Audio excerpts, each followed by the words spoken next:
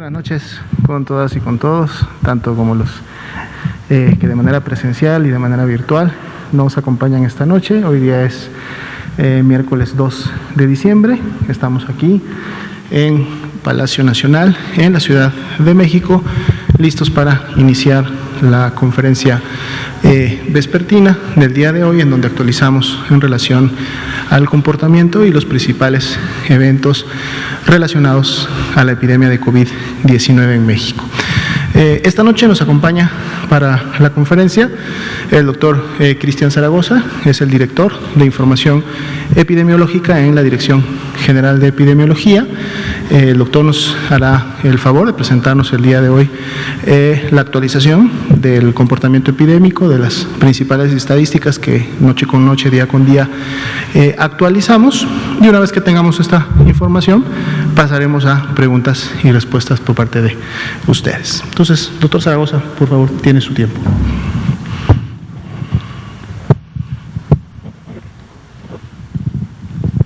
Buenas noches a todas y a todos. Es un gusto estar con ustedes. Vamos a iniciar con el reporte del informe técnico. En este calendario nosotros podemos ver que ya tenemos 186 días de la nueva normalidad. El día de hoy son 273 conferencias vespertinas. Y este calendario nos recuerda la parte de cómo es muy importante el tema que tenemos último mes del año. Necesitamos hacer planeación en todas nuestras actividades, siguiendo todas las recomendaciones que la misma Secretaría de Salud ha realizado. Y sobre todo ahora que estamos en época invernal, es importante también nosotros que focalicemos, que fortalezcamos aquellas medidas que han sido implementadas y sobre todo aquellas que siempre hemos recomendado como Secretaría de Salud, y que ustedes nos acompañen y nos ayuden como esos grandes difusores para poder dar todas estas recomendaciones al público. La que sigue, por favor. 16 días de activismo contra la violencia hacia las mujeres. Hoy es el día 8 y aunque se ha focalizado y se ha intensificado, es importante que recordemos que siempre nosotros tenemos que estar trabajando para evitar la violencia de las mujeres. La Secretaría de Salud hace grandes campañas, fortalecimiento y tiene líneas de apoyo. Por eso es muy importante que nosotros seamos unos de los principales promotores para unirnos a una vida libre de violencia. La que sigue, por favor. Vamos a presentar el panorama nacional de casos positivos, sospechosos y negativos. Esta gráfica, ampliamente conocida por ustedes, pueden ubicarse en tiempo, lugar y persona. Son tres variables que los epidemiólogos utilizamos para poder tener mucha claridad y sobre todo dar un perfil y un panorama epidemiológico como lo es esto. Recordando que en nuestro eje podemos ver las semanas epidemiológicas. Ustedes deben de saber que existen 52 semanas epidemiológicas, pero existen años como es este año 2020 donde vamos a tener 53 semanas epidemiológicas. Estamos presentando hasta la semana epidemiológica número 47, donde tenemos 2.919.879 personas que han sido notificadas. Y aquí un dato importante que ustedes tienen que conocer es que próximos a los 3 millones, el sistema de vigilancia de enfermedad respiratoria viral es uno de los sistemas que con esta cifra en tan poco tiempo mayor número de registros he tenido por el tema de que nos encontramos en un año pandémico, y eso es un dato importante. 1.385.223 casos negativos y 107.565 defunciones confirmadas. Si me dan la siguiente, por favor. En los casos incidentes estimados y personas recuperadas por semana, ustedes pueden identificar que tenemos 1.311.629 casos estimados, 11% más cuando lo comparamos con la semana epidemiológica anterior, en este caso con la semana epidemiológica 46.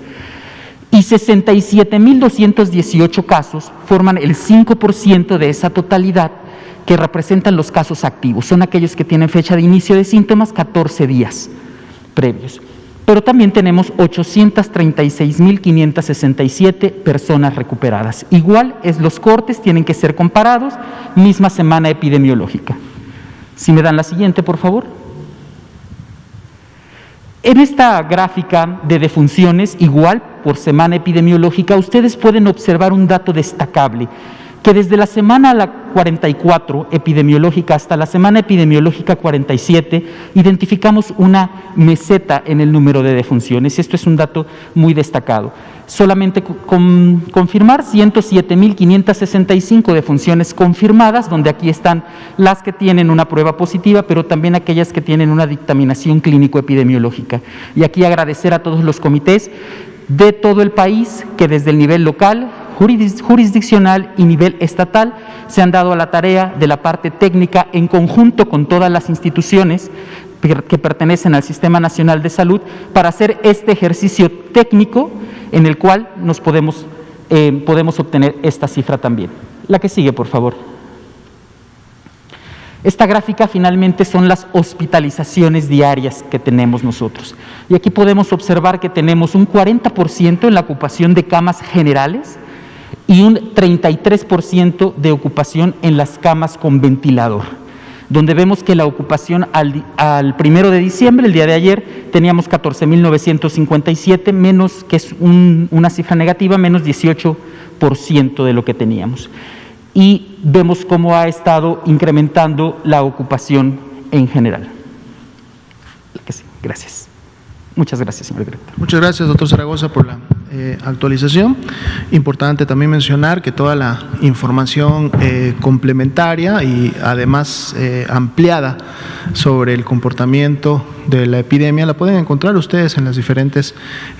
páginas de internet a las cuales llegan a través de una sola, que es precisamente la de coronavirus.gov.mx. Ahí pueden encontrar no solamente información importante en relación a las medidas de prevención y control de la enfermedad, sino pueden accesar a los diferentes tableros de control, gráficas y productos informativos, en donde además de la información que presentamos y actualizamos todos los días, pueden ustedes encontrar información desagregada de diferente índole, de diferentes grupos de riesgo. Pueden encontrar también el nivel estatal, el nivel municipal, y en su momento pues acceder a mayor información. Aprovecho de hecho este marco para comentar que así como estamos publicando la base de datos abiertos con toda esta información, una base que por cierto ha estado siendo muy bien utilizada, tenemos toda una serie de grupos académicos, ciudadanos, personas que en su momento están descargando la base, están haciendo análisis de diferente índole, la están compartiendo no solamente en sus medios directos, sino también a través de sus redes sociales, y también nos están compartiendo a la Secretaría de Salud Federal y en las entidades federativas, lo cual está lógicamente enriqueciendo los productos, las observaciones, y nos permiten cada vez mejorar. Así como se está publicando esta base de datos abiertos en relación a COVID-19, esta semana se empezó también a publicar la base de datos abiertos de las enfermedades febril-exantemáticas. Las enfermedades febril-exantemáticas es una vigilancia sindromática que se realiza para efectos de poder detectar los casos de sarampión y rubiola, básicamente. Además de estas dos enfermedades, se detectan otras que tienen precisamente esta característica, que presentan fiebre y exantema. El exantema también lo conocemos como este sarpullido, estas ronchas, estos puntitos rojos que en algún momento alguna persona puede tener y que forman parte lógicamente de las definiciones operacionales a través de las cuales se pretende identificar oportunamente potencialmente casos de sarampión o de rubiola. Y también se está publicando la base de datos abiertos de dengue, que es otra de las enfermedades ya endémicas que tenemos en México, pero que, como hemos presentado en muchas conferencias, tiende a tener un comportamiento epidémico, depende también de ciertas temporalidades año con año, y el hecho que haya llegado el virus SARS-CoV-2 y la pandemia de COVID-19, pues no se pelea ni detiene a que también los brotes y en su momento epidemias locales por dengue puedan ocurrir, y también entonces es una enfermedad a la cual le debemos prestar importancia. Ya están disponibles, lo informamos para que tanto ustedes a través de los medios de comunicación como la población que nos está escuchando sepa que cada vez vamos a estar implementando más y más información pública para que todos puedan tener acceso a los datos y por un lado se puedan informar, pero por otro lado también a través de sus sus diferentes perfiles profesionales, expertices o por simple curiosidad, puedan también en su momento contribuir a los diferentes análisis de lo que sucede en la salud pública en México. Bien, vamos a dar entonces inicio a preguntas y respuestas. Empezamos por aquí, tenemos también de este lado, aquí por favor, y luego aquí. Y luego seguimos. Al cabo tenemos mucho tiempo hoy. Buenas noches, doctores. Blanca Valadez, de Grupo Milenio. Sobre el convenio que se firmó hoy la Secretaría de Salud con Pfizer, me gustaría si nos puede dar algunos detalles, que creo que es importante también para la población. Se habla de 250,000 dosis. Preguntarle cuándo llegarían estas dosis a México y, por supuesto, pasarían por todo el control de lo que tiene que ver con el ingreso al país por parte de la COFEPRIS. Preguntarle si esos 20,000 millones de pesos que se informó en la mañana están relacionados directamente con la compra de esta vacuna o es un fondo mayor, tiene que incluir a otras vacunas. También preguntarle, estas 250,000 solamente alcanzaría para 150,000 personas, no, menos. Tengo entendido, sí, porque son 2 dosis, ¿no?, las que se están aplicando. Preguntarle, ustedes ya, de acuerdo a los estudios que se publicaron por Pfizer, ¿cuál es la inmunidad que se lograría con esta vacuna? Es decir, si va a ser una inmunidad parecida a la de la influenza, que cada año nos tenemos que vacunar, o va a ser un poquito más prolongada. Y también si ya tienen en pie otra vacuna que está solicitando su registro, tengo entendido que AstraZeneca, pero bueno, por favor, esas serían las preguntas, los detalles. Gracias. Claro, con mucho gusto. De hecho, como todos ya saben, dado que hubo una difusión importante a través de las redes sociales oficiales de la Secretaría de Salud, nuestro secretario de Salud, el doctor Jorge Alcocer Varela, firmó hoy día, y esto es algo, digamos, programado, son fases que en su momento se tienen identificadas para todos los procesos de las prevacunas, que pronto serán vacunas ya viables, poder empezar a asegurar a través ya de convenios formales con las empresas farmacéuticas y lógicamente a través de sus registros internacionales, ya los pasos, digamos, preliminares a aquel último paso que tiene que ver con el tema de poder definir cuándo y en qué cantidad se recibe la vacuna. Tal y como se publicó a través de las redes de la Secretaría, este contrato que firma el secretario, documento, es ya por un alcance de 34.4 millones. Lógicamente, eso no quiere decir que el total de las vacunas, y esto aplica no solamente para la de Pfizer, sino para cualquier otro desarrollador de vacuna, el total de vacunas que en un momento se pueda comprometer va a tener una calendarización para efectos de sus entregas. Por eso, cuando se habla de estas primeras 250,000 dosis, se hablan precisamente de una primera entrega que potencialmente pudiera estar disponible lo antes posible. La fecha exacta todavía no la podemos, digamos, comunicar, porque la fecha exacta va a depender de cómo camine el cronograma de actividades que ha estado llevándose a cabo.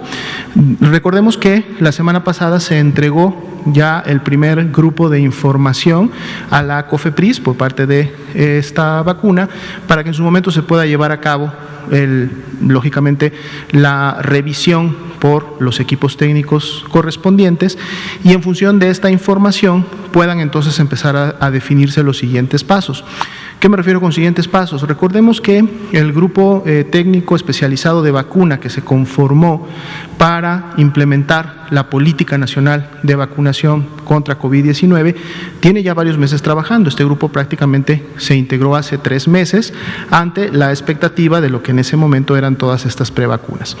Una de sus principales actividades de este grupo es precisamente poder trabajar en definir cuáles serían los grupos que tendrían que recibir la vacuna en un primer momento y por lo tanto el orden en el cual estos grupos deben de vacunarse.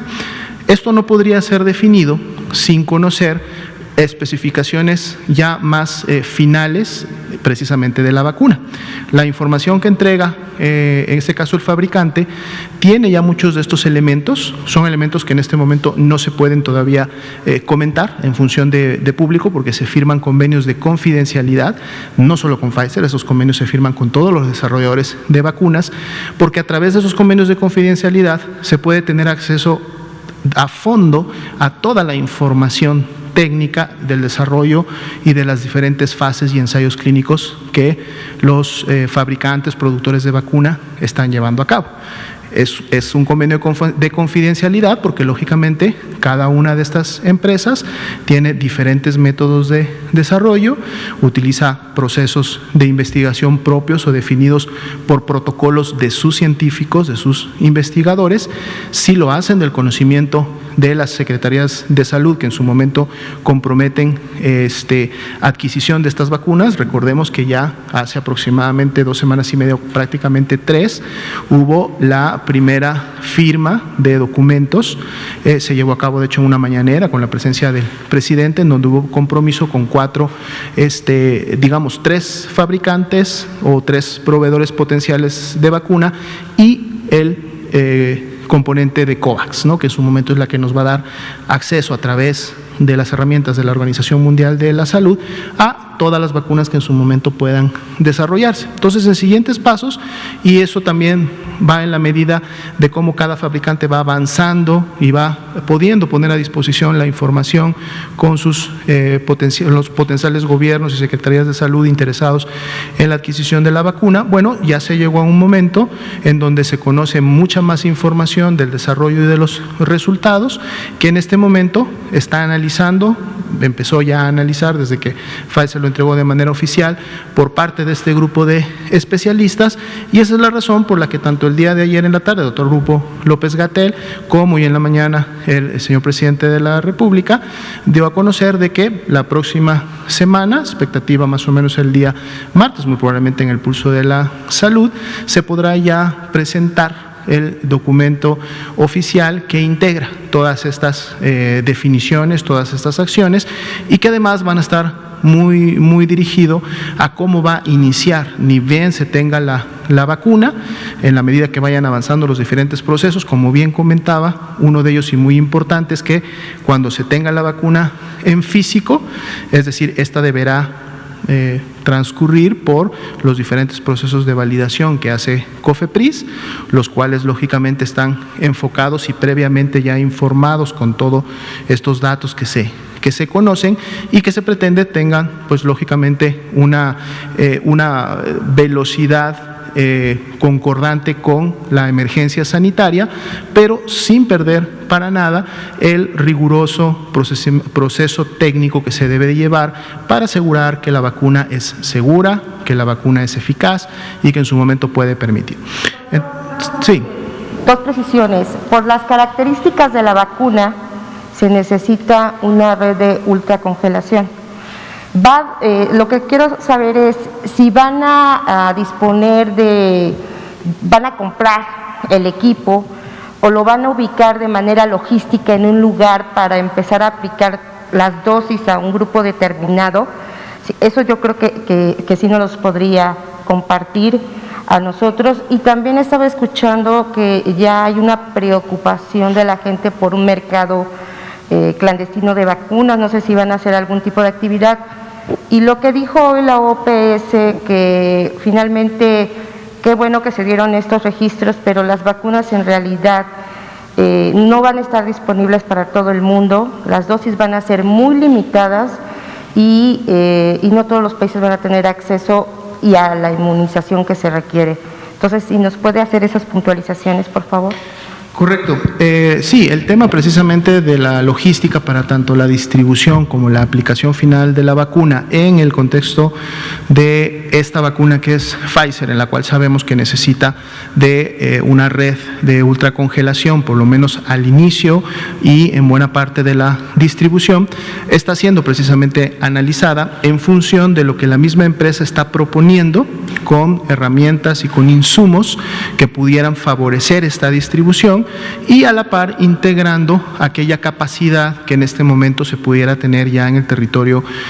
nacional. En la medida que este análisis termine, tanto de la unión de estos dos insumos de información, es que este equipo técnico podrá entonces finalmente decir en qué regiones del país o en qué áreas del país o en qué finalmente grupos, ¿no?, juntando el tema de logística, pero también juntando el tema de análisis precisamente de los grupos de riesgo, podrá finalmente la vacuna aplicarse y llegar. Esto va a ser un componente de información que precisamente se va a presentar el próximo martes. En relación a que la vacuna pueda en su momento generar un mercado negro, hemos estado viendo medios de comunicación en donde esto se ve como un riesgo potencial a futuro. Lógicamente esto puede suceder, sucede con medicamentos altamente especializados, ha sucedido con las mismas vacunas, por ejemplo, contra influenza. Aquí en su momento el llamado muy importante será precisamente para la población, porque la aplicación de esta vacuna, recordemos que va a ser gratuita para la población. La población no va a tener que pagar por esta vacuna, ¿no? Por lo tanto, la aplicación de la misma será en el medio institucional. Y cuando una persona pueda demandar la vacuna o sea convocada a demandar la vacuna, será desde una institución que forma parte del Sistema Nacional de Salud, Instituto Mexicano del Seguro Social, las Secretarías de Salud en las entidades federativas, el ISSSTE, PEMES, etcétera, es decir, instituciones del Sistema Nacional de Salud, y entonces eso nos tiene que llevar directamente al hecho de que las personas no deberán dejarse ser engañadas por un tercero o por alguien ajeno a la medicina institucional que pueda ofrecer alguna vacuna, más allá de que en algún futuro, y como sucede con todas las vacunas, lógicamente las farmacéuticas y empresas que producen y distribuyen la vacuna lo puedan hacer también en el medio privado. Sin embargo, esto será oportunamente alertado a la población para que ellos conozcan las marcas, conozcan en su momento cuál es la vacuna autorizada por COFEPRIS para tales efectos y que pues no se vaya a generar esta situación. Un componente muy importante también para evitar esto es que esta Política Nacional de Vacunación para efectos de COVID-19 va a integrar un componente completo en relación a la comunicación social a la población, que además de integrar este aspecto de cómo no dejarse engañar para la aplicación de una vacuna apócrifa, una vacuna adulterada, una vacuna no oficial y todo lo que tiene que ver con estas medidas de seguridad, va también a integrar mucha de la información que deben de conocer en relación a la vacuna en sí, ¿no? Como toda vacuna, incluida la que en este momento se está aplicando en todo el territorio nacional, que es la de influenza, puede tener ciertos efectos secundarios que son propios de la vacuna, que normalmente son locales, es decir, en el lugar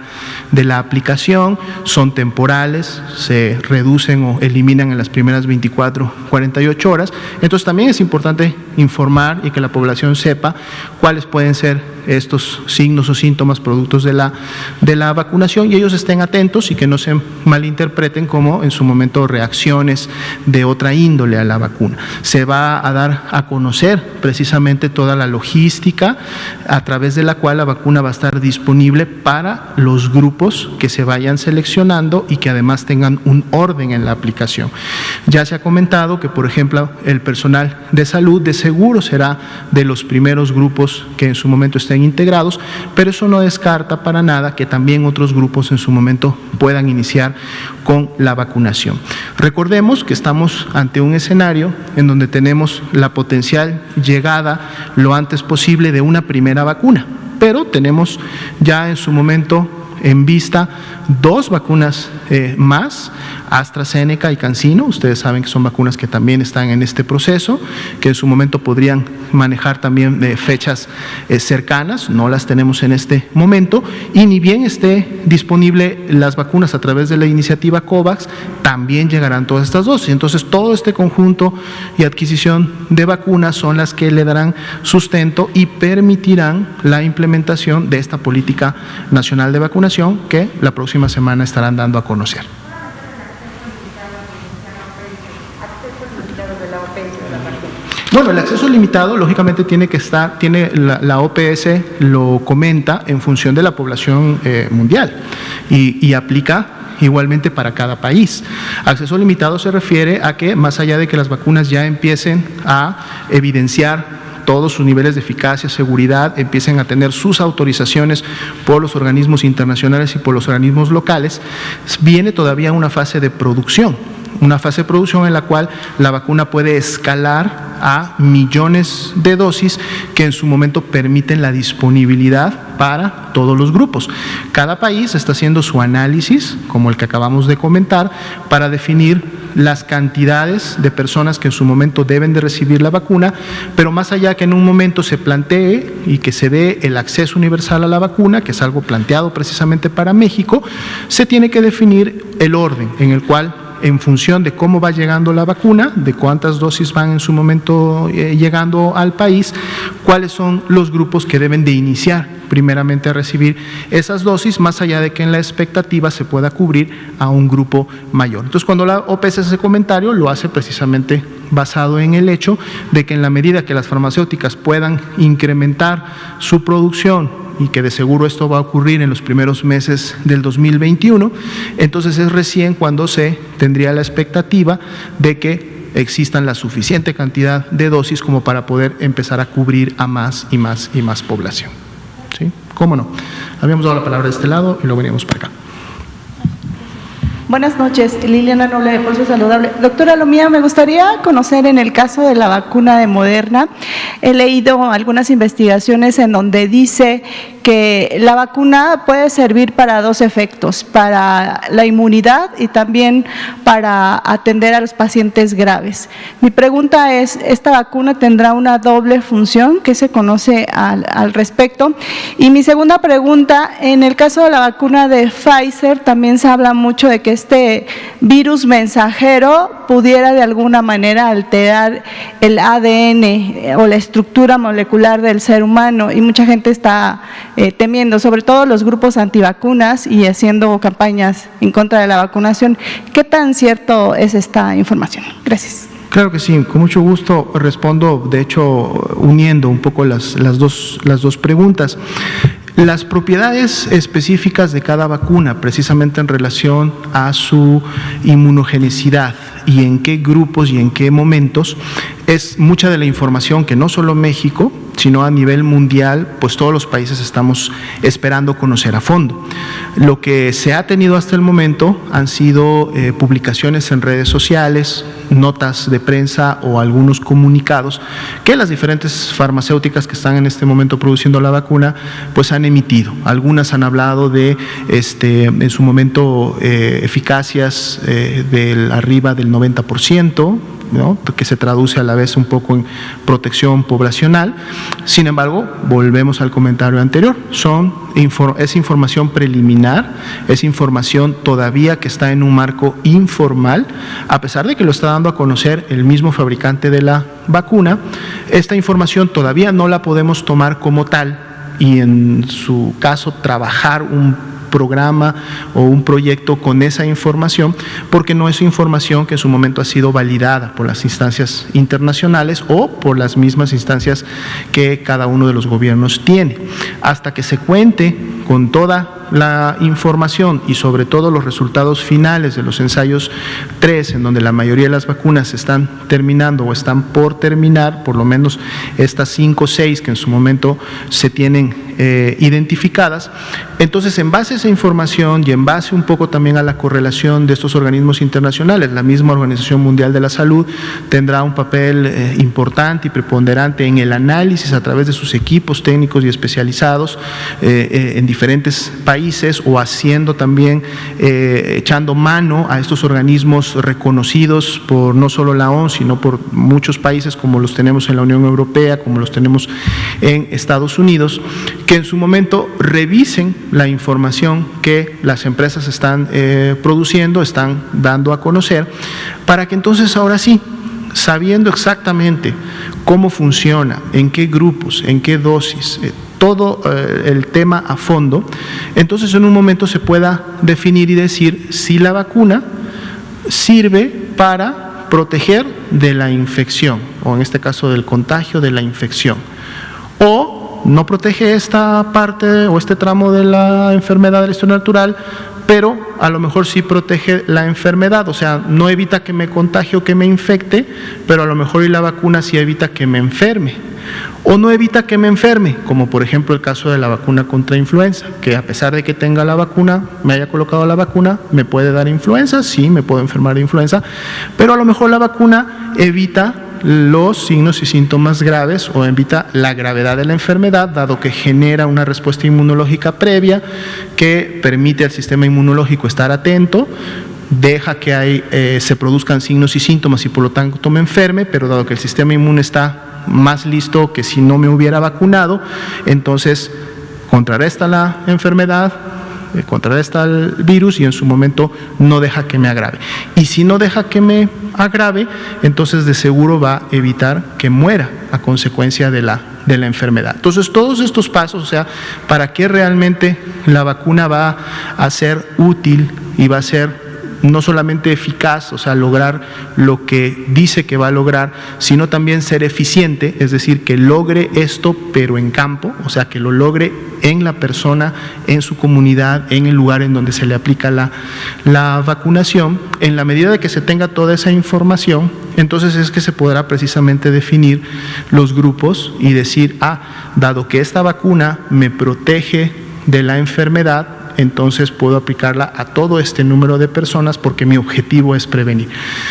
Dado que la vacuna en su momento diga solamente protege contra los casos graves y por lo tanto todas las defunciones, bueno, eso me llevará entonces sí a priorizar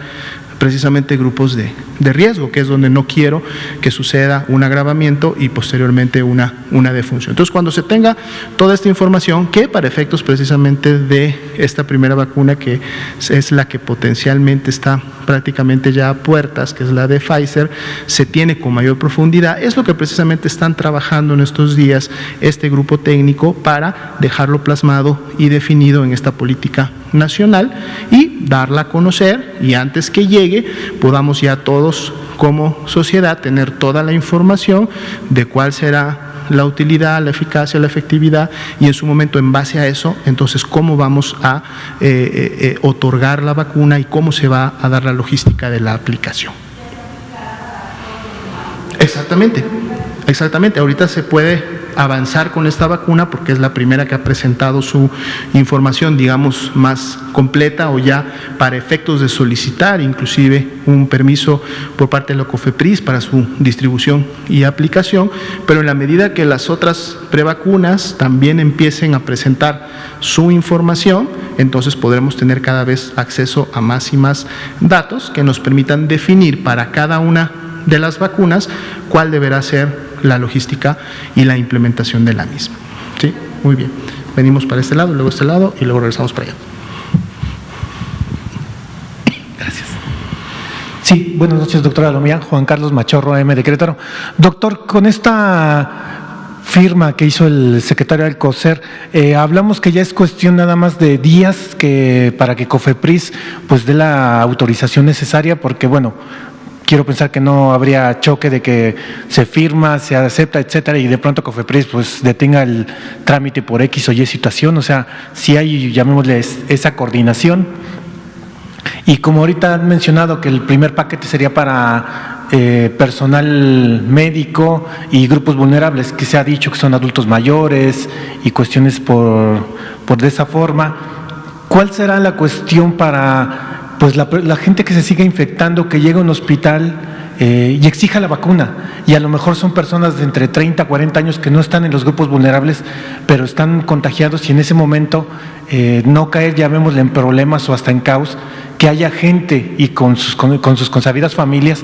pues en un hospital exigiendo que a sus pacientes pues los empiecen a vacunar? Como usted comentó, quizá la vacuna sea preventiva o algo así, pero sabemos que se van a presentar esos hechos. Cuando esto empezó, recordará que hubo incidentes en los hospitales cuando llegaban los enfermos y todo esto. ¿Cómo evitar que esto ahora se presente? Porque gente va a decir, no, pues qué más da que vaya al hospital si ya hay una vacuna. O sea, ¿cómo hacer que la gente tome con calma estos anuncios y no vea que esto ya terminó?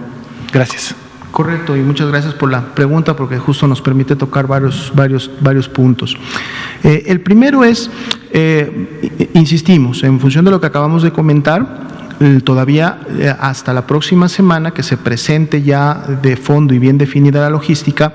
en este momento todavía no es bueno generar ninguna expectativa. De hecho, decir que la vacuna podría estar en las unidades médicas o en los hospitales, como para que las personas pudieran ir a demandarla, no es correcto porque esta logística todavía no está definida. Va a depender precisamente de los grupos de riesgo y prioritarios que en su momento se tengan que puntualizar. Esto lo hará el equipo técnico que está trabajando.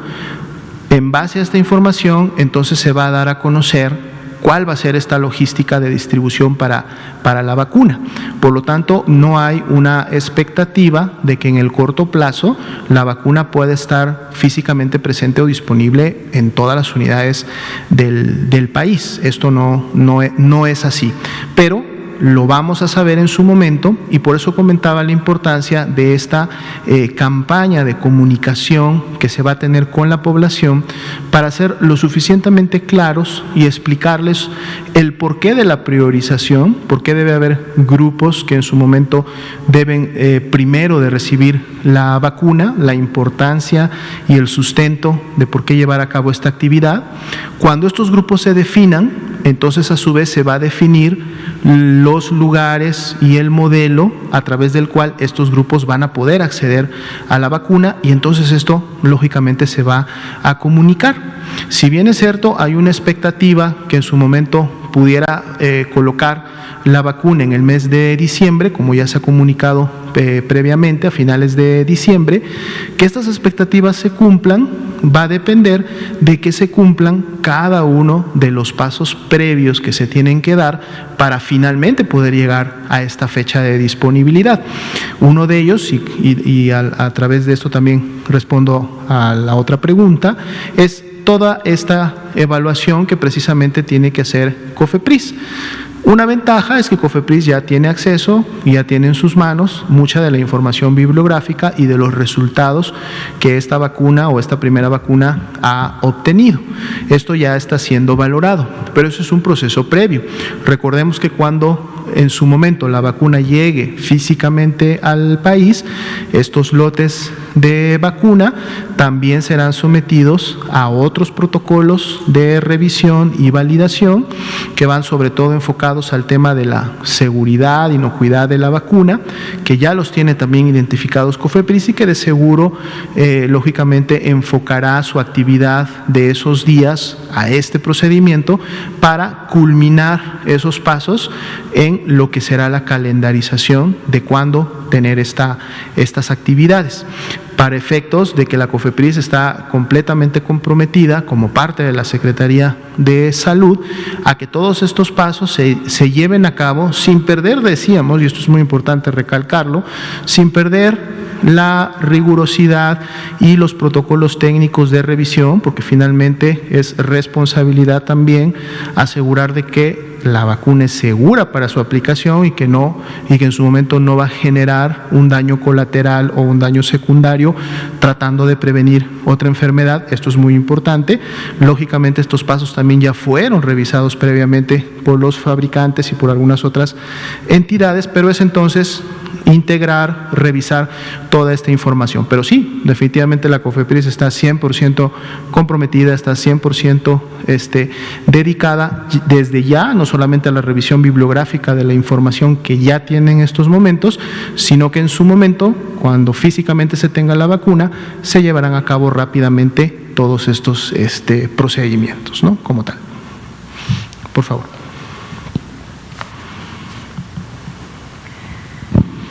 Sí, buenas tardes a todos y a todas. Soy Nuri Fernández de La Caracola y la pregunta sería sobre qué tanto se ha extendido todo el programa de atención comunitaria y atención primaria para la salud, porque una de las cosas que puede pasar con la vacuna es que aunque se dedique, digamos, a grupos con comorbilidades y grupos de riesgo, se privilegien las zonas urbanas. y sería importante encontrar un mecanismo para que no haya discriminación, digamos, en la distribución de las vacunas hacia las zonas más alejadas, porque si se hace una convocatoria, por ejemplo, de acude a vacunarte, etcétera, hay lugares donde es difícil que la convocatoria llegue, es más fácil que llegue una brigada de vacunación. Entonces, si todos estos elementos se van a llevar en cuenta, ya que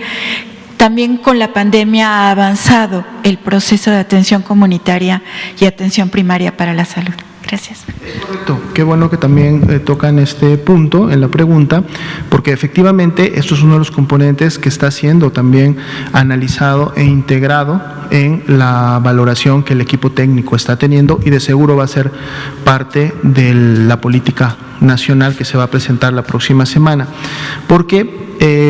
aquí lo importante y el reto también para el sistema de salud es poder asegurar el acceso a la vacuna de todos aquellos grupos que sean definidos como que deben de acceder a la misma, ¿sí? Y en función de la priorización y por lo tanto del orden en el cual estos grupos deban de acceder a la vacuna, la logística deberá contemplar que estos grupos sean atendidos y que tengan asegurado el acceso independientemente en donde se encuentren en el territorio nacional. Y entonces, claro que la logística va a contemplar tanto el acceso cercano que pudiera tener la población urbana a alguno de los principales puntos de distribución, como un acceso con mayores retos que actualmente se tienen. Es decir, esto tampoco no sería nuevo para efectos de la vacuna de COVID-19. Estos retos los tiene el Programa Nacional de Vacunación año con año, no solamente con vacuna contra influenza, sino también con todas las demás vacunas. Recordemos que hay vacunas que deben de cubrir al 100% de la población infantil, o esa es la meta que se plantea en cada año, y esto significa poder llegar a cada niño en la edad correspondiente que requiere la vacuna en cada lugar del territorio nacional, y para ello se implementan toda una serie de estrategias que van desde lógicamente los centros de salud urbanos, pero que integran a los centros de salud rurales, que integran a las brigadas de vacunación. Las brigadas de vacunación utilizan la vía aérea, la vía marítima, la vía terrestre en todas sus diferentes expresiones. Un reconocimiento, por cierto, a todas las compañeras y compañeros que se dedican al Programa Nacional de Vacunación, porque el esfuerzo que ellos hacen todos los días para poder llegar y cubrir, lograr las metas que se traducen en coberturas de vacunación para la población en el día a día, es un esfuerzo constante, porque partimos desde precisamente un centro de salud o un puesto de vacunación que puede estar en una gran ciudad y en donde yo simple y llanamente con tomar un taxi o el metro o un autobús puedo llegar y en menos de 2 horas haber recibido la vacuna, a lugares en donde el personal de salud y el personal de vacunación se tiene que desplazar primero en vehículos, luego a veces inclusive en animales de carga, a veces tienen que usar canoas o botes, pero lo hacen. Ahí está la evidencia, ahí están las fotos, ahí está el Programa Nacional de Vacunación, que en el día a día lo hace porque tiene que llegar a ese lugar, a ese punto más alejado, a ese punto más recóndito para poder llevar la vacunación. Bajo ese mismo contexto, cuando se defina los grupos que deben de recibir esta nueva vacuna de COVID-19, por supuesto que el compromiso del Programa Nacional de Vacunación, pero además asistido por capacidades del gobierno que en su momento se ponen a disposición para que esto se logre, se implementarán y tendrán que asegurar que llegue a todos lados. Nunca, ni para esta vacuna ni para otras, debe de haber discriminación. La vacuna debe de llegar en función de lo definido a todas las personas que lo requieren, y parte precisamente desde este principio de gratuidad de la misma, lo cual le da el principal componente de accesibilidad para que todos lo puedan recibir. Pero además, la logística que se va a implementar contribuirá a que esta accesibilidad y esta no discriminación siempre se pueda lograr. ¿Sí? Muy bien. Por favor. Sí, gracias, doctora Lomía. Mi pregunta es, Todavía no, Demián Duarte, Sonora Power, Lobos FM, Hermosillo. Mi pregunta, todavía no llega ni una sola vacuna, por lo menos no en esta situación, porque obviamente hubo un periodo de pruebas de distintas vacunas, y ya empezó la infodemia, es decir, hay gente en los medios de comunicación, pero también en algunos de los partidos de oposición, manifestándose en contra de la vacuna, que todavía no está aquí. Muchas personas que tienen la responsabilidad de hablar frente al micrófono, o peor incluso frente a las cámaras, ya están diciendo que la vacuna de Pfizer genera desconfianza, que el gobierno no tiene la capacidad de mantenerla congelada, una serie de situaciones que incluso se van a distribuir vacunas falsas y cuánta cosa. Mi pregunta, yo sé que no se puede meter en el ámbito político, mi pregunta en específico, ¿cuál es el llamado que usted en la parte científica les hace a los comunicadores que a mi parecer irresponsablemente pues están sembrando el pánico, cuando no pues incluso pues esta paranoia que parece la constante desde que arrancó esta situación de la pandemia? Gracias. Muchas gracias por la pregunta, porque precisamente nos permite pues comentar datos importantes y puntos importantes. Recordemos que la política en general de comunicación del gobierno que hemos tenido desde que inició la epidemia de COVID-19 en México ha sido una política de transparencia total, ¿sí? La transparencia total precisamente tiene que ver con que toda la información que se tenga, que se conozca, sea del conocimiento público. Ese ha sido uno de los principales fundamentos para llegar, por ejemplo, a lo que comentábamos al principio, la publicación de datos abiertos, que todos los días estemos actualizando la estadística, sean malas, sean buenas noticias. Siempre lo importante ha sido comunicarla a la población. En el tema de la vacuna, la expectativa es una buena noticia porque sabemos que es un elemento de prevención que en su momento va a contribuir definitivamente en el tiempo a terminar de mitigar y controlar la epidemia de COVID. Esa es al menos la expectativa que tenemos no solo en México, sino en el mundo y todos los organismos de salud. Para eso se diseñan, para eso se producen las vacunas. Por lo tanto, lo primero que puedo decir es que la población tenga toda la confianza que hasta el momento se ha dado a través de las diferentes conferencias y las diferentes medios a través de lo cual la Secretaría ha comunicado la información, de que toda la información que se tenga en relación a la vacuna se va a dar a conocer. Todos estos procesos de validación, de revisión, todo lo que se encuentre va a ser del conocimiento. Se realizan precisamente para poder brindar seguridad en la aplicación. Ya decíamos, no basta, aunque es una parte, un camino importante de una vacuna, poder demostrar la eficacia y poder demostrar que genera la inmunidad para la cual fue diseñada y posteriormente creada. Sí, eso es una parte importante, porque si eso no lo tiene, entonces no es útil, ¿verdad? Pero a esto viene un complemento que es precisamente el de seguridad. Y el de seguridad tiene que ver no solo con una evaluación previa de la vacuna y de sus características y de que por lo tanto está lista para ser aplicada a una persona, sino también tiene que ver con todos estos procesos que están incluidos en los temas de farmacovigilancia y específicamente en el tema de vacunas, de los eventos supuestamente atribuibles a vacunación o inmunización, que es un sistema de vigilancia que tiene ya muchos años y que ahora va a tener un componente específico para el tema de vacuna contra COVID-19. Y entonces estos sistemas, además de que ya pasó todo un proceso de evaluación de seguridad de la vacuna, van a estar monitoreando en el día a día, en las unidades que en su momento la apliquen, en la población que reciba esta vacuna, van a estar también monitoreando, como lo hacen con todas las demás vacunas, no es algo exclusivo o específico o porque esta vacuna represente algo diferente en función de farmacovigilancia, van a estar monitoreando esto y en su momento pues emitiendo alertamientos o información que pudiera llevar a modificaciones, digamos, en el seguimiento de la vacuna. Pero es importante comentar que de la información que se tiene hasta el momento, y esto estamos hablando lógicamente de aquella que sale de las fases 1, de las fases 2, mucho de las fases 3 todavía no las tenemos, pero por lo menos de esas primeras dos fases en donde también la seguridad es importante, pues de manera general no ha develado grandes problemas con las vacunas que se han estado desarrollando, en este caso las prevacunas. Entonces, el llamado también tiene que ver con la población a que por favor ellos estén atentos a la información oficial. que en su momento presten oídos y le den atención a los comunicados que de manera oficial emita tanto la Secretaría de Salud Federal a través igual y de su programa de vacunación, la información que los diferentes servicios de salud estatales de seguro también van a estar compartiendo y promoviendo con la población. Decíamos, va a haber específicamente todo un programa de comunicación para efectos de vacuna COVID-19. Por favor, atendamos a todo lo que a través de este programa y de estas vías oficiales se comunique, estemos atentos a los pronunciamientos de las instituciones internacionales como la Organización Mundial de la Salud, su subsidiaria, la Organización Panamericana de la Salud,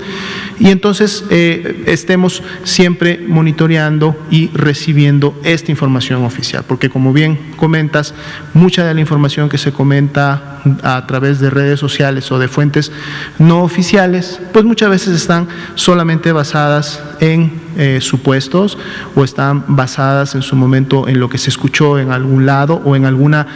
nota periodística que a lo mejor no tenga la rigurosidad correspondiente para su publicación. Entonces es importante estemos atentos a la comunicación oficial. Es que el punto es que pues esta gente parece que no está conforme nunca, ¿no? Antes era pues que no hay vacuna, era la queja, ¿no? Ahora que parece que va a haber vacuna, pues ahora la queja es que va a haber vacuna. Mi pregunta o mi petición específica es si puede dirigir, en su caso, pues un mensaje sobre todo a las gentes que están en los medios de comunicación y que parece que en lugar de informar están dedicados a desinformar a la población a este respecto. Claro, con mucho gusto y atendiendo a la solicitud, de hecho comentar que para efectos de la comunicación social, la comunicación de riesgos, se va a estar implementando a través de esta conferencia vespertina toda una temática relacionada a la vacuna que precisamente va a partir desde los hechos de qué es una vacuna, para qué sirve, cuáles son los diferentes tipos o en su momento desarrollos de vacunas que ha habido, cómo las vacunas han contribuido en un momento determinado al control de diferentes enfermedades, inclusive en algún caso específico a su erradicación, la seguridad que las mismas han demostrado en el transcurso del tiempo, y toda esta información se va a estar brindando a través principalmente de las conferencias vespertinas, como las que estamos teniendo hoy. Va a estar siendo puesta a disposición de los diferentes medios de comunicación a través de comunicados, boletines, informes técnicos que ustedes puedan utilizar. Entonces, lógicamente, la petición sería que para efectos de la información oficial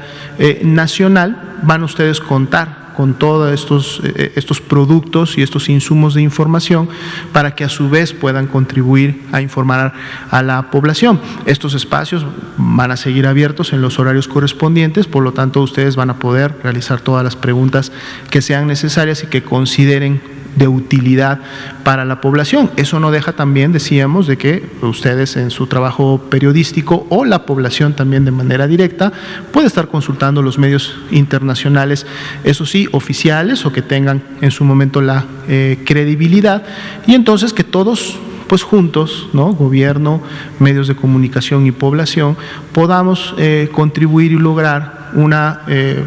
productos informativos y acceso a información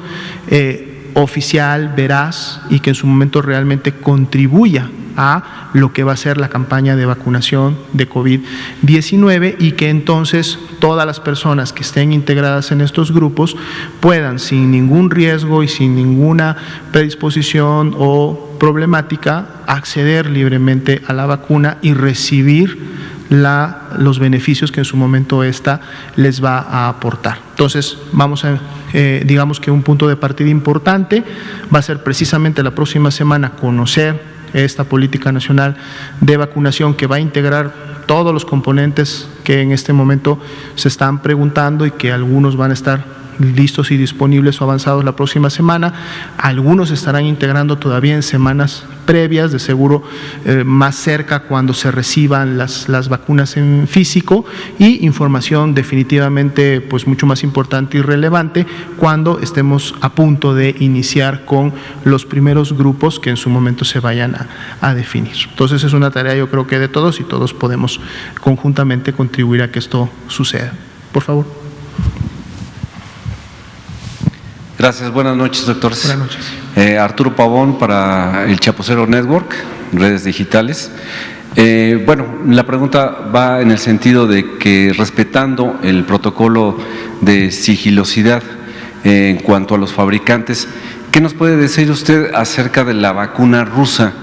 que supuestamente también estaba ya próxima para poderse experimentar, fabricar aquí en México? Cómo no, con mucho gusto. La vacuna Sputnik 5, que es la que ha desarrollado la Federación Rusa, es una vacuna de la cual mucha o casi toda su información la hemos precisamente obtenido a través de publicaciones que el país ha realizado, en este caso el Instituto Gamaleya, que es el que en su momento ha desarrollado y puesto en marcha esta vacuna. Y ha sido, lógicamente, información, digamos, que se ha emitido de manera unilateral por parte de ellos.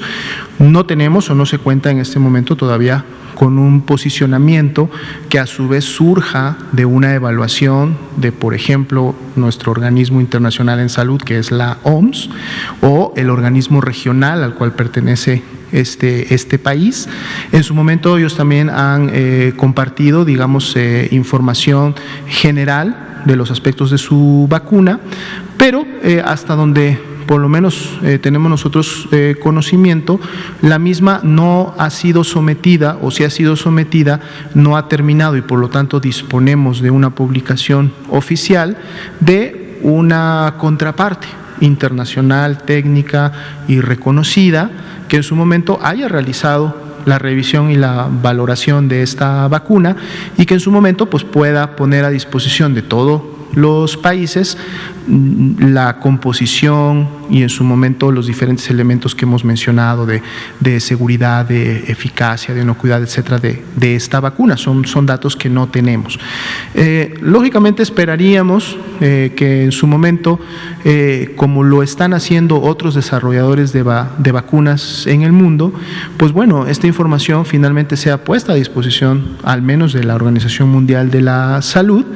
que en su momento esta vacuna pudiera alcanzar inclusive la plataforma COVAX, que es a través de la cual se va a tener acceso a todas las vacunas que en su momento se lleguen a generar, desde las primeras y más oportunas hasta las que demoren inclusive un poco más en salir, y esperaríamos que a través de este mecanismo pudiéramos tener un poco más de información. Pero básicamente eso es lo que tendríamos del conocimiento hasta el momento de la vacuna Sputnik 5. ¿Cómo no? Si hubiera alguna otra pregunta, por favor.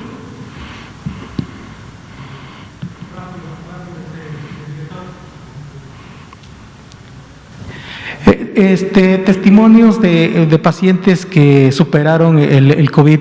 señalan que, aparte de las secuelas que ustedes amablemente nos han señalado que quedan, es que han pasado 4, 5, hasta 6 meses y el sentido del gusto no lo recuperan. ¿Es cierto esto o es apenas son casos que se pueden dar en algunos pacientes? Hay bibliografía que sí lo ha registrado, así como estos testimonios que en su momento los hemos visto, de hecho, no solo a nivel nacional, sino también a nivel internacional, e inclusive ya hay ciertos estudios que han enfocado un poco a buscar las causas, y esto tiene que ver precisamente, recordemos que estamos ante un microorganismo, que en este caso es un virus, que su puerta de entrada hacia las vías respiratorias son precisamente la boca, la nariz y los ojos. En la boca se encuentra la lengua, y en la lengua se encuentran las papilas gustatorias. En la nariz, que una de sus principales funciones es precisamente la respiración y poder interiorizar el aire hacia nuestros pulmones, por ese mecanismo también tiene lo que es el sentido del olfato a través de todo un mecanismo neuronal conectado con el cerebro que nos permite en su momento identificar todas estas partículas que generan diferentes matices o sensaciones de olores. Cuando tenemos una infección de un microorganismo, en este caso un virus, SARS-CoV-2, hay un proceso inflamatorio. Y este proceso inflamatorio en su momento puede afectar, o sea, llega a inflamar diferentes elementos, diferentes células, diferentes órganos que están en toda la trayectoria que el virus infecta, desde las vías de entrada hasta lo que hemos comentado, que es una de las principales complicaciones, que son las neumonías, que además en su momento causan o afectan al intercambio gaseoso y por lo tanto pues todas estas digamos efectos graves secundarios que en su momento pueden inclusive llegar hasta la muerte de una persona. Pero hablando de esta entrada, efectivamente estos elementos que acabo de identificar pueden inflamarse, esa inflamación puede llegar a dañarlos y recordemos que mientras más especializado o altamente especializada esté una célula en su función, como en este caso es percibir los sabores o percibir el olfato, puede tardar más tiempo en recuperarse. No son como las células de la piel que día con día se están descamando y rápidamente las estoy recuperando, digamos que no son altamente especializadas, pero cuando tengo células altamente especializadas y que además su función está directamente relacionada con zonas del cerebro, la recuperación toma más tiempo. Entonces, cuando hay este tipo de afectación, efectivamente puede tomar más tiempo recobrar estas funciones, pero por lo menos hasta el momento de lo que se ha estado evidenciando en la bibliografía internacional, se han llegado a recuperar. Vamos a ver en su momento qué tanta puede ser la magnitud de este tipo de afectaciones, qué tanto podrían demorar en su momento recuperarse, o de la información que posteriormente se tenga ya de investigaciones dirigidas a este punto, a lo mejor qué grupos de personas pudieran ser los que estén más expuestos o con mayor riesgo de tener este tipo de manifestaciones, pero sí se pueden dar. Bien, pues muchas gracias a todos, son las 8 de la noche y 1 minuto, terminamos por el día de hoy esta conferencia vespertina y pues esperamos vernos mañana nuevamente. Muchas gracias.